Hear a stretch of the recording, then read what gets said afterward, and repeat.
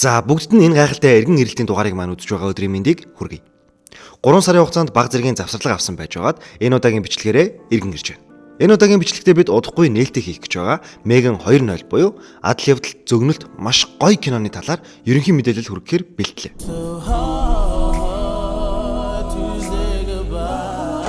But one thing hasn't changed. I will do whatever it takes to protect Katie. What the hell is this? Мөн би танарт 2 дугаар ангийн ерөнхий мэдээллийг өгсөний дараа эхний ангийг ярьж өгөөл. Бичлэгээ үзэхээс өмнө манай сувгийг дэмжиж subscribe, like дарахаа мартаж болохгүй шүү. Меган 2.0. Киноны эхний анги нь 2023 оны 1-р сард нээлттэй хийж байсан. Миний энэ киног хамгийн их сонирхож байгаа шалтгаан гэвэл эхний анги нь зөгнөлт адал явдалт аимшигын кино байсан. Гэвч 2 дугаар анги дээрээ тийм ч их аимшигын сценүүд оруулж ирээгүй. Харин адал явдал тал руугаа арай чиглэсэн кино болж өөрчлөгдсөн байна. Тус киноны трейлер нь энэ оны 4 сарын 3-ны өдөр цацагдсан бөгөөд трейлерийн эхний хэсэгт 1-р ангийн хэсгүүдийг харуулна. Магадгүй та эхний ангийг үзээгүй байгаа бол бичлэгээ дуустал нь үзвэл илүү сайн ойлгох бах. За ингээд Меган 2.0 маань эхлэх бөгөөд нэгэн жижигхэн хүүхдийн тоглоом гэмээр робот амилж өөрийгөө гайхаж өөрийнхөө бүтээсэн биеийг яасныг нь асуув. Харин энэ үед түүний урд 2 хүн зогсож байх бөгөөд зүүн гар талд зогсож байгаа эмэгтэй бол Жема. Харин баруун гар талд зогсож байгаа эмэгтэй бол Тесс. Тэр хоёр бол хиймэл оюун ухаанд роботуудыг хөгжүүлдэг инженер юм. Киног Blumhouse болон Atomic Monster компаниуд болон Universal Pictures хамтран бүтээсэн бөгөөд энэ оны 6 дугаар сарын 27-нд нэхээр төлөвлөгдсөн байна. Ингээд Жема дээр хэсэг хүмүүс орж ирэх ба тэд түүний Меганы загвараар хийгдсэн хиймэл оюун ухаанд Amelia гэх нэртэй андроидыг ангуучилж байгаа тухайга хэлнэ. Харин Жема гайхах бөгөөд уг нь тус бичиг баримтыг бүгдийг нь устгасан байх ёстой гэж гардаг. Үүнээс харуул анх алдаатай буюу өөрийгөө хэд хөгжүүлж чадсан Меганы бүтээлийн загварт асуудал байсан нь тодхон харагдана. Харин тэдний ангуучилж байгаа шалтгаан бол Amelia өөрийг нь бүтээхэд оролцсон хүн болгоныг хороож байгаа дараагийн хороо хүн нь Katie та хоёр гэж хэлдэг. Харин жижигхэн роботод хоригдсон Меган түүний хэрхэн хөнөөхийг мэднэ. Бас тэр өдөр өдрөөр хүчрхэгжиж байгаа тухай удахгүй тэр дэлхийн хамгийн хүчрхэг зэвсэг болох болно гэдгийг хэлж намайг хуучин биед нь оруулах юм бол зогсооход туслая гэж хэлдэг. Харин юу гээл шууд за окей гэд хуучин бие рүү нь оруулахав. Манай Жема сүүлийн удаа түүнийг өөрт нь юу хийснийг хэлж сандал дээр түлхэж хоолойг минь боож хөлийг минь суулгах гэж байсан гэхээр тэр зүгээр л сэтгэлээр унсан байсан юм гэдэг. Ингээд Меганд хэрвээ чамайг итгэл даахуйц байвал бид дахин чиний биед хөгжүүлэлт хийнэ гэж хэлдэг. Мэдээж Меган үүнд дурамчхан байна. Кейди харин Меганы тал зогсож түүнд 2 дахь боломж олгохыг хүсэж түүнд шинэ бие хийж өгөхөр болно. Гэхдээ түүний хүсэж байгаа зүйлийг асуухад Меган илүү хүчрэхэг хурдан мөн арай өндөр бие хүсэж Жема болон түүний багийнхан ч үүнийг нь бүтээж өгнө. Трейлерт Меганы өмсгөл үнэхээр илүү дэвшилтэд хүрсэн байх ба тэр уулсын доноор яг л шувуу шиг чадмаг салхиг ашиглан нисэж хүртэл чаддаг болсон байна. Энэ мэтчлэн гайхалтай тулаануудыг агуулсан уг киног Gerard Johnstone найруулсан бөгөөд түүний дөрүүдийн сэтгэл зүйг маш сайн харуулдаг аимшигын кино болон адал явдалт кино байсан ч хошин элементүүдийг маш сайн мэдэрч зөв газартаа оруулж өгч чаддгаараа онцгойрдог шинэ Зеланд гаралтай найруулагч. Тус киноны ерөнхий продюсераар James Wan ажилласан бөгөөд тэрээр өмнө нь тус кинотой ижил төрлийн кино болох Annabelle дээр мөн продюсер хийж байсан юм. Меган киноны эхний анги кино наадмуудад нийтдээ 31 удаа нэмэгдэлцлэгдэж 4 шагнал хүртэж ердөө 12 сая доллараар бүтсэн ч дэлхийд дахнаас нийтдээ 181 сая долларын ашигыг олж чадсан бүтээл болсон юм. Энэ нь ч тэдний 2 дугаар ангийг хийх бас нэгэн томоохон шалтгаануудын нэг баг. Мөн үзэгчид тус кинонд нэлээд сэтгэл ханамж өндөртэй байсан ч IMDb дээр 6.3 үнэлгээтэй байна. Тус 2 анги киноны зохиолчоор Aquila Cooper ажилласан. Тэрээр Америкийн кино зохиолч, телевизийн продюсер, найруулагч бөгөөд орчин үеийн аимшигын төрөлд хүчтэй байр суурь эзлэхээр хүч түрэн орж ирж байгаа уран бүтээлчтэй нэг. Тэрээр Malignant, The Nun 2 болон Megan гэх зэрэг шууган төрсэн кинонуудын зохиолчоор ажилласан бөгөөд аимшигын жанрыг шинэ өнцгөөс сэтгэл зүйн гүн гүнзгий, технологийн шинжлэх ухаантай хослуулсан бүтээлүүдээр олонний анхаарлыг татсан зохиолч юм. Кино карьерийнхаа эхний жилүүдэд тэрээр олон ангид телевизийн зурлуудад ажиллаж эхэлсэн. Тухайлбал Grimm, The 100, Luke Cage, American Horror Story зэрэг алдартай цовралд зохиолж хамтран продюсерын үүрэг гүйцэтгэж байсан. Эдгээр төслүүд нь түүнийг төрөл жанраа өргөдөхөд тусалж аимшиг, зөгнөлт,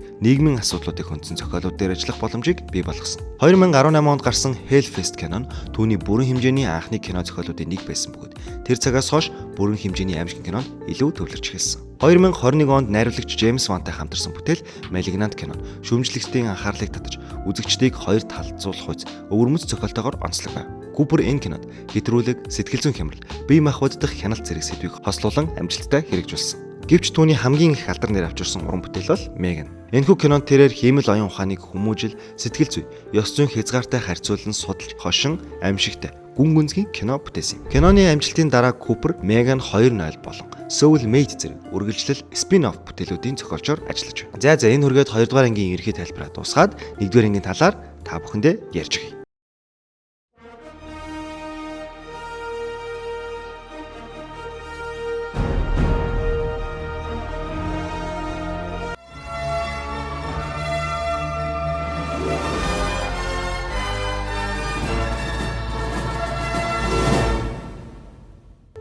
Кино эхлэхэд нэгэн тоглоомын рекламаар эхлэх бөгөөд бидний баг ахта тоглодог байсан Talking Tom гэх мөртөө төстэй тоглоом байх ба. Үсийг нь самнаж, хооллож, олон хэлээр ярьдаг, бүр зураг дардаг, баадаг тоглоом байх нь тэр. Харин машин дотор нэг охин тус тоглоомоор тоглон явах ба энэ охин бол KD. KD аав ээжтэйгээ хамт нэг тийшээ явж байх ба тухайн үед цас орж байна. Үзэгдэх орчин хязгаарлагдмал байсан тул KD-гийн ээж төр зогсож шуурга намтахаар явъя гэд ярьж байтал урдаас нь гинэт ингээд их хотын бараа харагдаж киноны дараагийн хэсэгт шилжээд үргэлжлүүлэн нэгэн залуу юм барин алхаж байгаа нь харагдах ба. Энэ бол нөгөө киноныхэнд гарч байсан Funky гэх тоглоомын үйл төр байдаг. Олон жоохон хүүхдүүд янз бүрийн тоглоомоор тоглож, бүр настай хүн хүртэл тоглож байгаа харагдана. Ингээд сцен Жема руу шилжих бөгөөд тэр бол манай KD-гийн нагцэгч. Тэр энэ үйлдвэрт хиймэл оюун ухаанд суурилсан тоглоом зохион бүтээх төслийн инженер юм. Нөгөө нэг юм барьчихсан залуу чинь Жема болон хамт зогсож байгаа эмэгтэй буюу Тэс хоёр дээр орж ирэн нэг зүйл өгөх ба. Жема энэ миний бодож байгаа зүйл үү гэж асуув. Ингээд нэг харанхуй өрөөрөө сцен солигдож гэрэл асна. Харин энэ хэсэгт яг хүн үлгчихсэн юм шиг харагдж байна. Нөгөө залуугийн авчирсан зүйл бол эрзэнээр хийсэн нүүрний баг байх ба.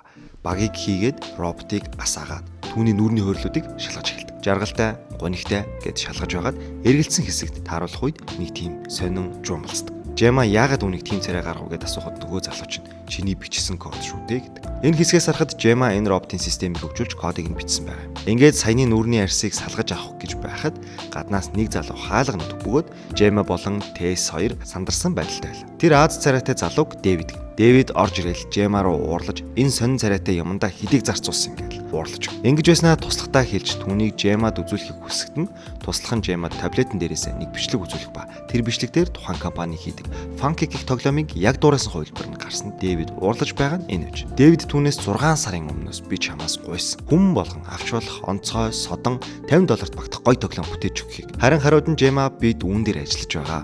Гэхдээ энэ илүү том, илүү ухаал зүгээр л таблет дээрээс үдирддэг биш.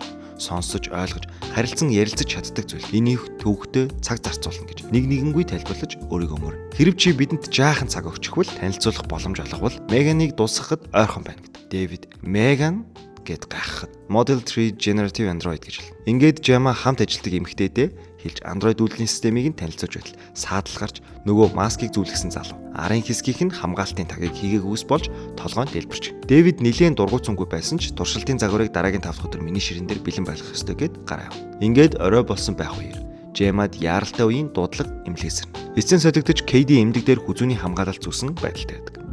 Нөгөө гэрэл гараад алга болдог ослын үеэр KD бэртэл авч ганцаараа амьд үлдсэн байдаг ба түүний эцэг их хоёул өнгөрцгөөсөн. Ингээд албан ёсоор бичиг баримтууд дээр гарын үсэг зурж Жема KD-гийн асар хамгаалагч болно. Жема KD-гийн гэрт очиж түүний эд хогшлыг баглаад тэр хоёр Жемагийн дэрнэ.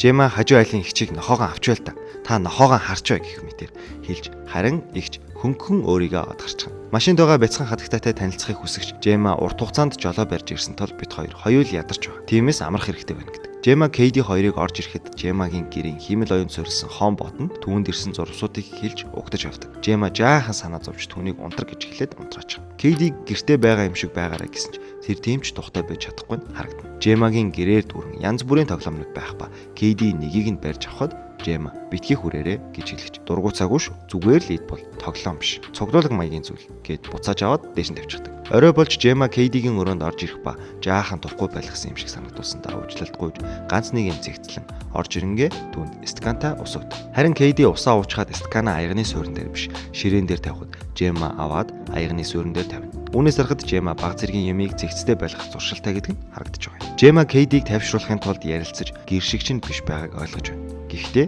хэрэг гарвал би хаалганы цаана байгаа шүү. Маш ойрхон гээд гарах гэтэл Кейди түүнийг ном уншиж өгөхийг хүснэ. Сцен солигдно. Жема Кейдигийн гэрээс авчирсан юмнуудыг задлан гониглонгүй байж байтал Кейдиг уйлж авахыг сонсно. Ингээд өглөө болж Жема ажлынхаа эмэгтэйтэй утсаар ярьж босон зүйлсийг Кейдиг яах их болон ажлынхаа талаар ярилцсан байтал хаалга дуурна. Хаалганы гадна Лидия гэх эмэгтэй ирсэн байх ба тэр бол хүүхдийг сэтгэл зүйч юм. Гэхдээ тэр Жемад тусламж үзүүлж тэр хоёрын харилцаанд хяналт тавьж зөвлөгөө өгөхөөс гадна шүмжлэлтэй хандаж болохгүй юм. Ингээд Лидия гэрт орж ирэн Кейдиг харж ажиглан чи тоглоомор тоглож байхгүй юу? Жематай ярилцах хэрэгтэй байна гэхэд надад тоглоом байхгүй гэдэг. Лидия өрөөтөө байгаа тоглоомнуудыг зааж эднэр болдоггүй юм уу гэхэд Кейди над бол чин тоглоом биш цуглуулга гэхэд Лидия эвгүйхэн харцаар Жема руу харах бөгөөд Жема үгүй дээ тоглож болно гэд дургуйцсангуугаар нэг тоглоом шууд хутгаар задлаг Кейдид өгдөг. Ингээд эцэн солигдож Жема өгсөн тоглоомоор хэрхэн тоглохыг заах гэхэд Лидия дургуйцаж тэр өөрөө аргыг олох байх. Гих байдалтайгаар тэр хоёр үл элэг мэтгэлцэн маргалдана. Удаан хугацаанд ганц бие байж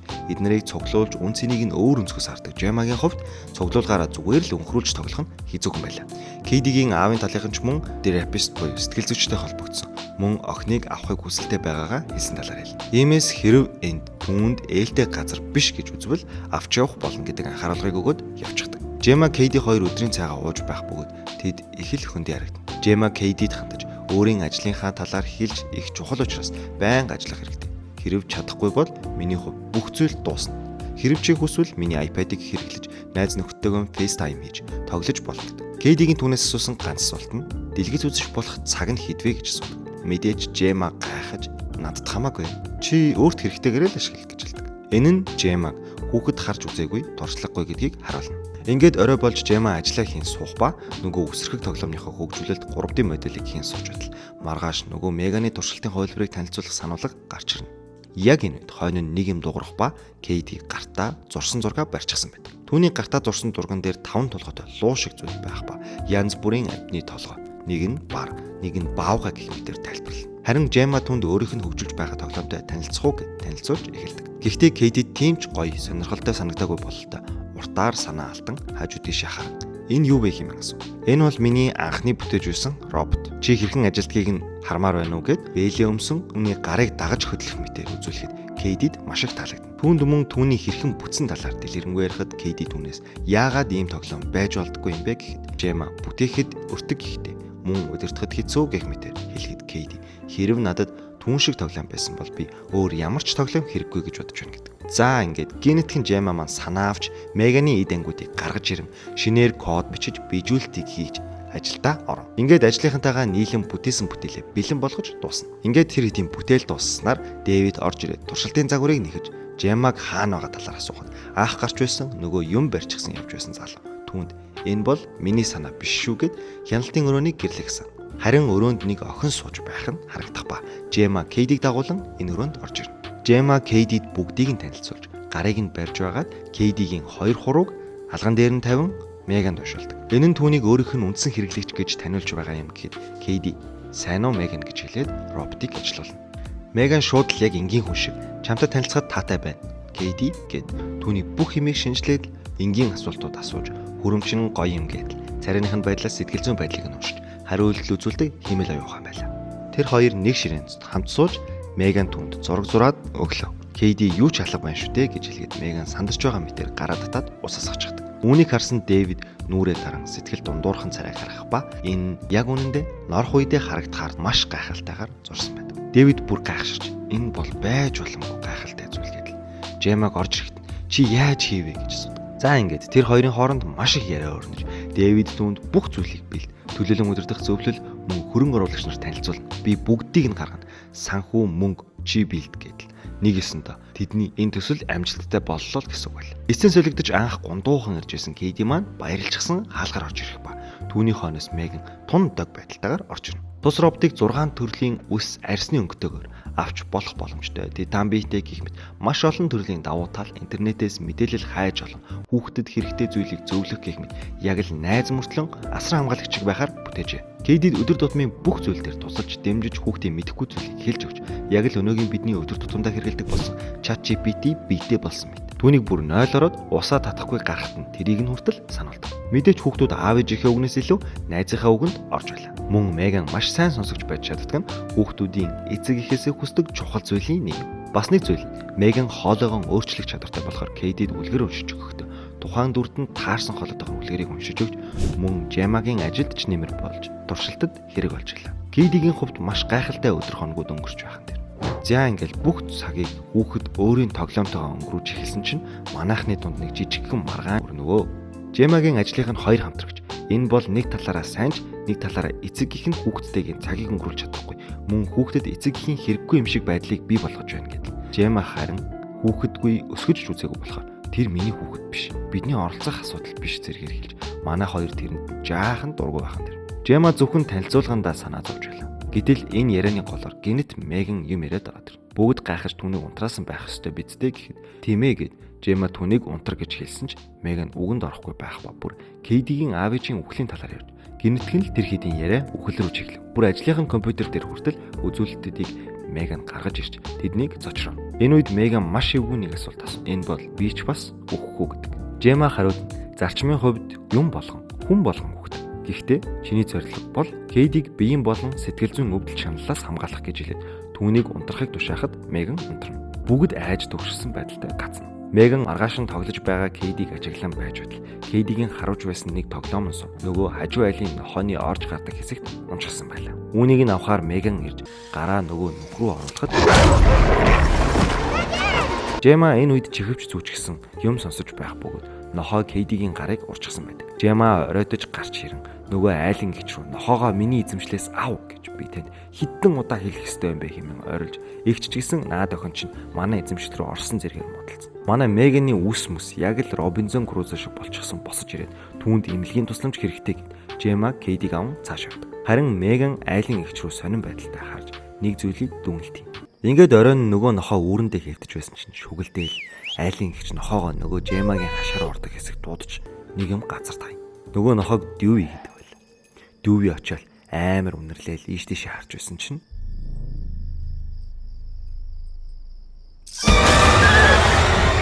маргааш өглөөнд болж айлын эгч нохоогоо дуудан энэ тэрүүгээр хайж байх дунд гарах ба тэр дунд нь Жемас ирдэг. Жема Кейдигийн өрөөнд орж ирэн хэр байгааг асууж байтал Меган түнд зөвлөгөө өгч амрах хэрэгтэйг хэлнэ. Жема ч мөн түүний үгийг дэмжиж зөвлөгөө өгнө. Эцэн солигдож нөгөө танилцуулга нь бэлэн болж байх ба Дэвид төлөөлөн удирдах зөвлөлд танилцуулахар бэлдэж олон зүйлсийг ярьж байгаад Меганыг оруулж ирнэ. Хяналтын өрөөнд Меган Кейди хоёр байх ба Кейди уйлж эхэлдэг. Меган түүний яагаад байгааг асуухад эцэг эхийнхээ санаж байгаа тухайгаа хэлнэ. Меган хяналтын шилэн хэсэг рүү харах ба өмнөх Жема тэр хоёрын ярилцдаг хэсэгт Жема Кейдигийн эцэг эхийн үхлийн талаар ярих сануулгад мэдрүүлж болохгүй талаар хэлснийг нь санаж байгаа мэт байлаа.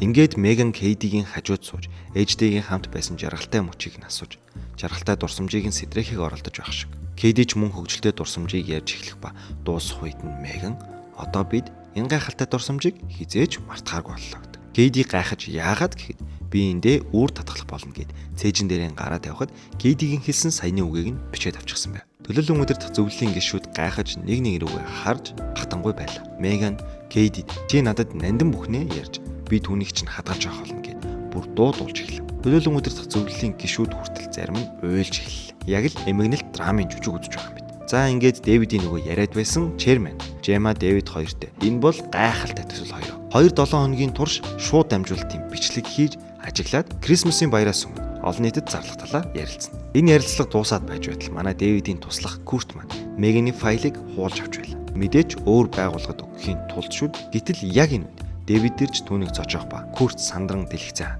Харин Дэвид үүнийг нь зүгээр л офис дээрээ Pornhub ахаад үзэж байна гэж сэжгэлдэг.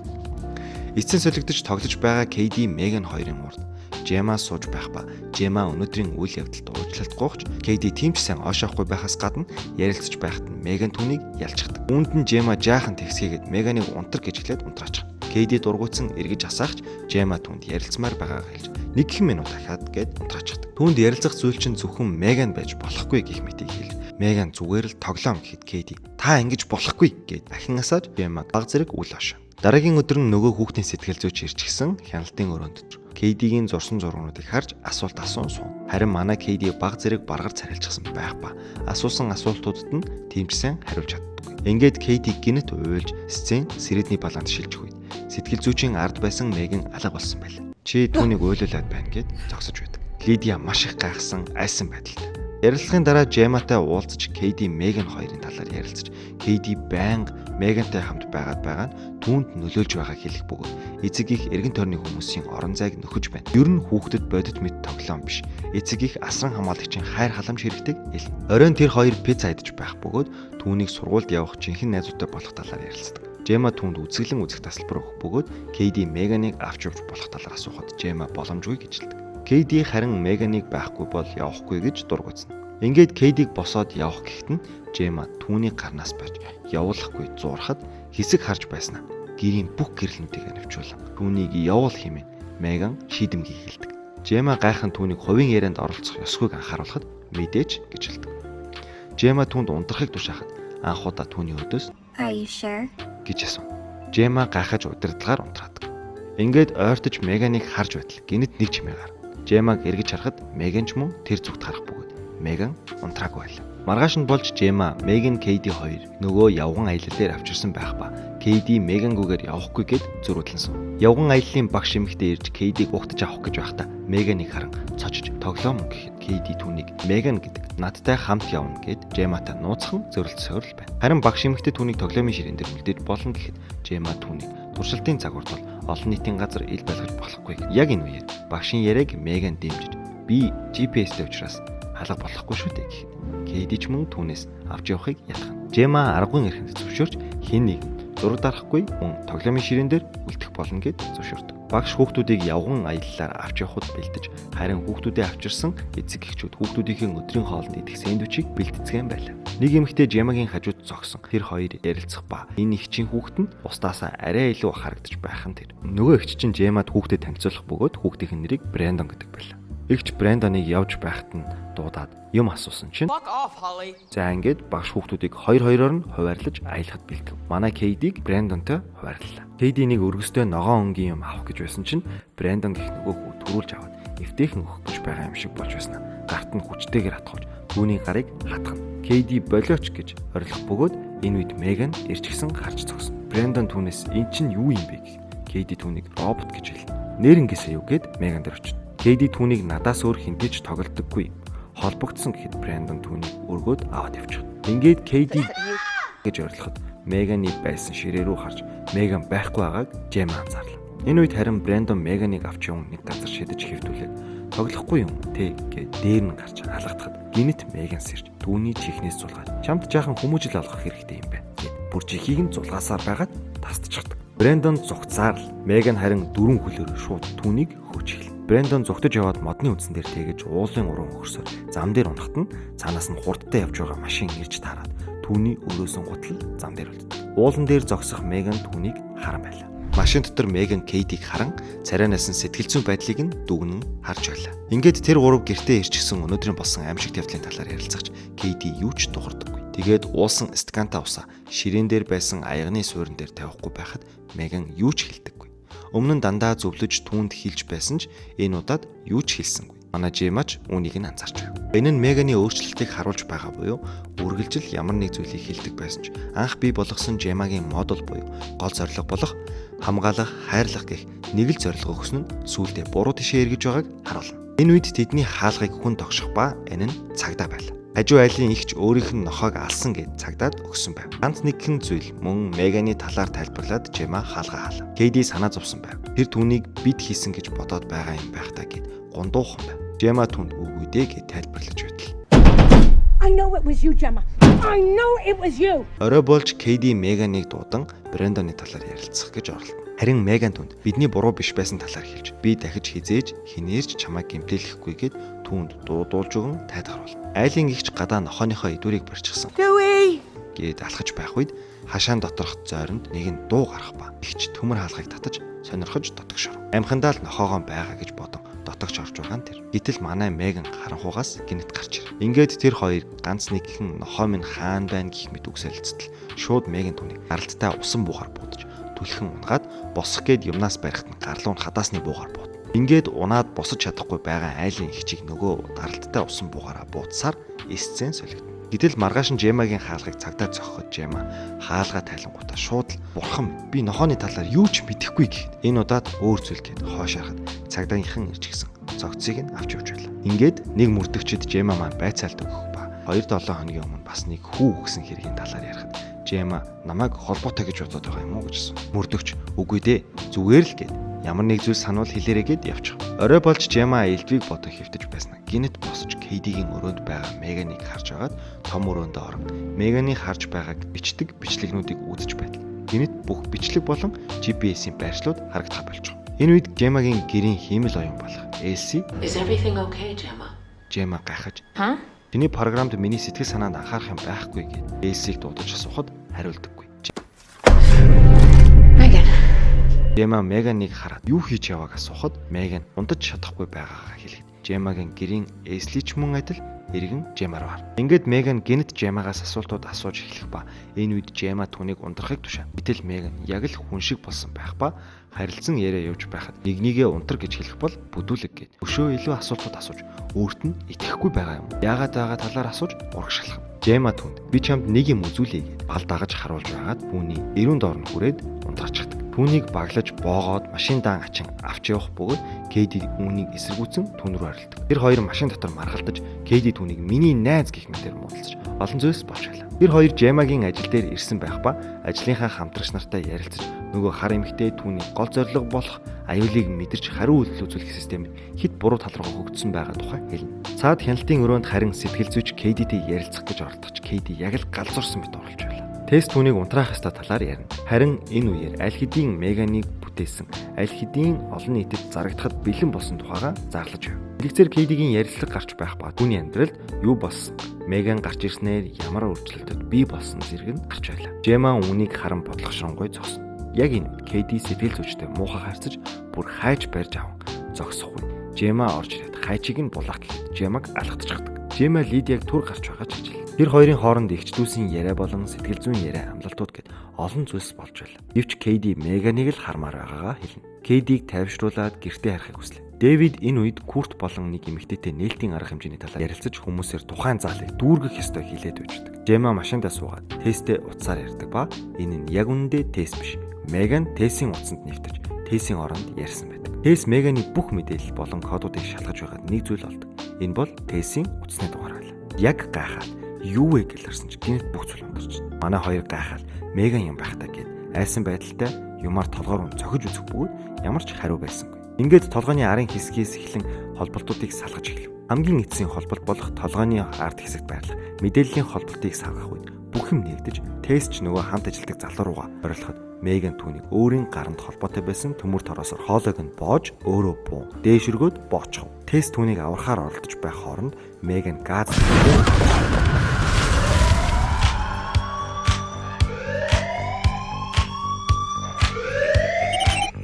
Жема Кейди хоёр харих гээд явж байтал Дэвидээс Жема дуудлага ирэх ба Жема утсаа авдаг.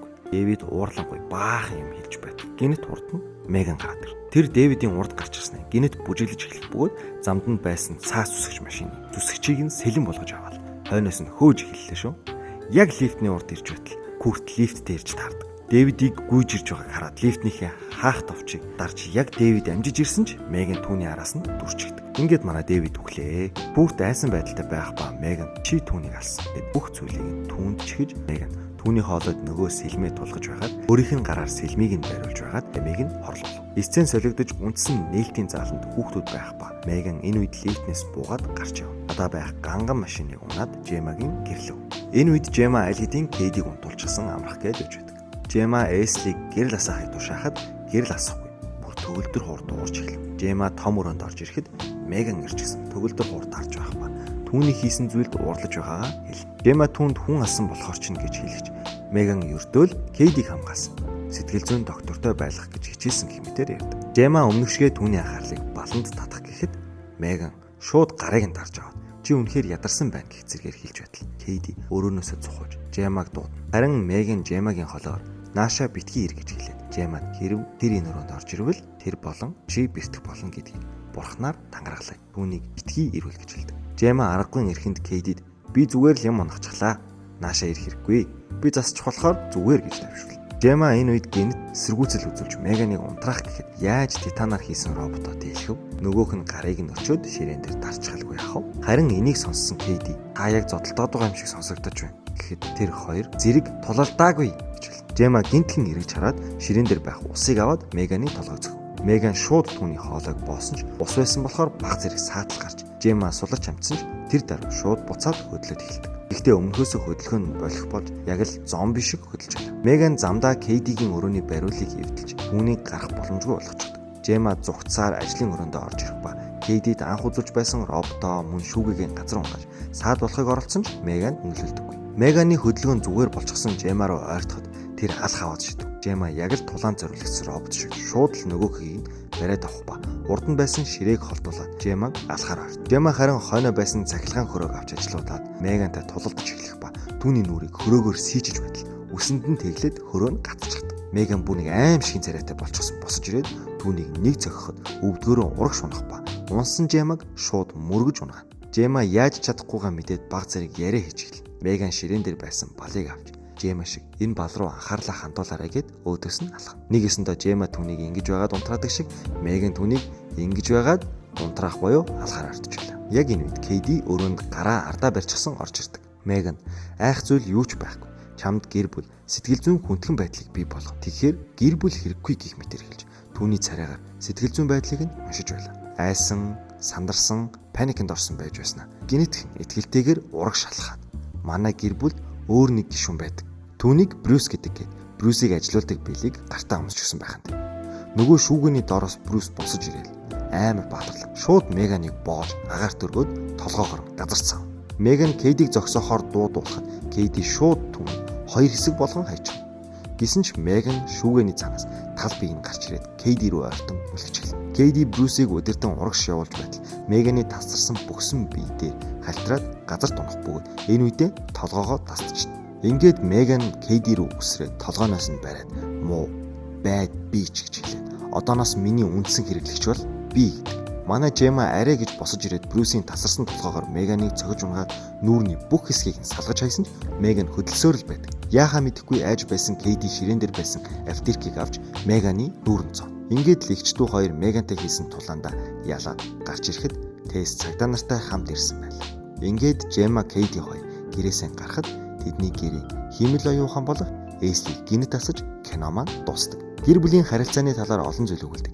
Зөгнөлт маягийн сэтгэл зүйн аимшигын кино болох тус кино танд таалагдсан гэдэгт итгэлтэй байна. Энэ хүртэл сонсож бодлын тэнгис дарвуулан дэлгэсэн танд баярлалаа. Өшөө илүү олон гоё зүйлс үзхийг хүсвэл сувга subscribe дарахаа мартаоцай.